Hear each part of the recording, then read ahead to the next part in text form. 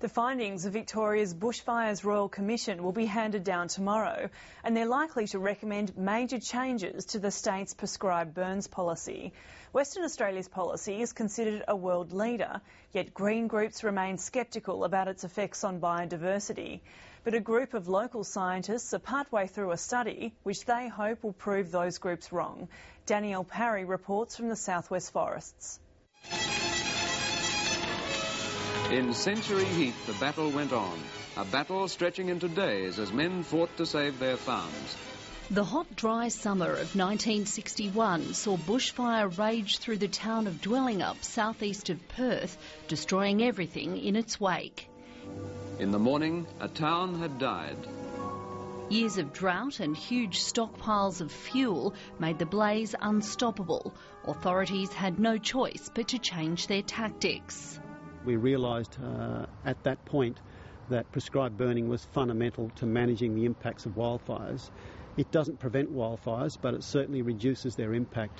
It's a view that's dominated fire policy in the West for half a century. In the past year, more than 1 million hectares of bushland has been deliberately burnt across WA, more than 200,000 hectares of it in the state's southwest.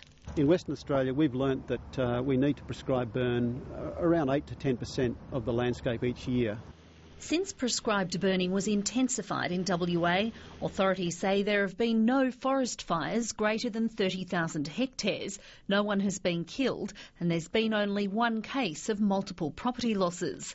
But the Conservation Council believes an overemphasis on meeting burn quotas is damaging native flora and fauna. In Western Australia, really, we've got a whole range of threatened species that rely on forest ecosystems particularly, and one of the drivers behind the increasing threat to those threatened species is prescribed burning.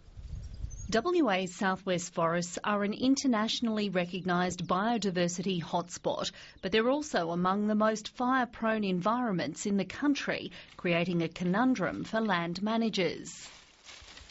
These scientists are trialling a technique they think could reduce the risk of intense wildfires here, at the same time as enhancing biodiversity. Well, the goal of the Mosaic project is actually to create as much variety or ranges of fire ages, from very long unburnt patches to very recently burnt patches. Fine-grain mosaic burning involves setting frequent, small, low-intensity fires to create patches of different aged habitats that can sustain a wider range of plants and animals. This type of controlled burn is time-consuming and relies on great coordination between staff in the air and on the ground. Mosaic burning is more complex and more risky than just carrying out a straightforward prescribed burn of a large block, because we need to go in there and light the area a number of times, and we always have the risk of reignition. Scientists ultimately hope to track the effect on plants, animals and insects in these study plots for 20 years. But 7 years in, the environment is already responding. In the area that we are treating with these small patchy fires, we're finding almost double the insect diversity. The fungi are responding similar to the insects. It's this kind of research that's made the rest of the world sit up and take notice of WA's experience. They have gone about the task of understanding fire behaviour in their forests in a very systematic way. I would say they'd have the best understanding of anybody in the world about management of fire in the forest environment. The Black Saturday Royal Commission examined WA's policies, and the Commission's expert panel backed a dramatic increase in Victoria's prescribed burning rate. It's the only finding that they can come down with that will make any significant impact in the future.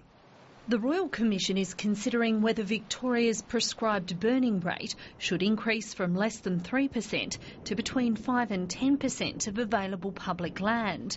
The Department of Sustainability and Environment declined to speak to the ABC because the Commission's findings are still pending.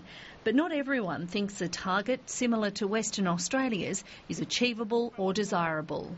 There are a lot of issues in terms of the capacity of government to deliver that sort of a percentage fuel reduction burning program in Victoria in terms of the human resources, the equipment resources, and another major factor, which is the time resources available for fuel reduction burning. We wouldn't want to be holding up the Western Australian example as the best way of doing prescribed burning, because we do know that prescribed burning in Western Australia is having an impact on our ecosystems and our environments. The Black Saturday Royal Commission's recommendations are being released this weekend, but West Australian authorities believe the message from their research is clear. The choice is either we manage fire or we prescribe burn, or wildfires will take control of the situation for you.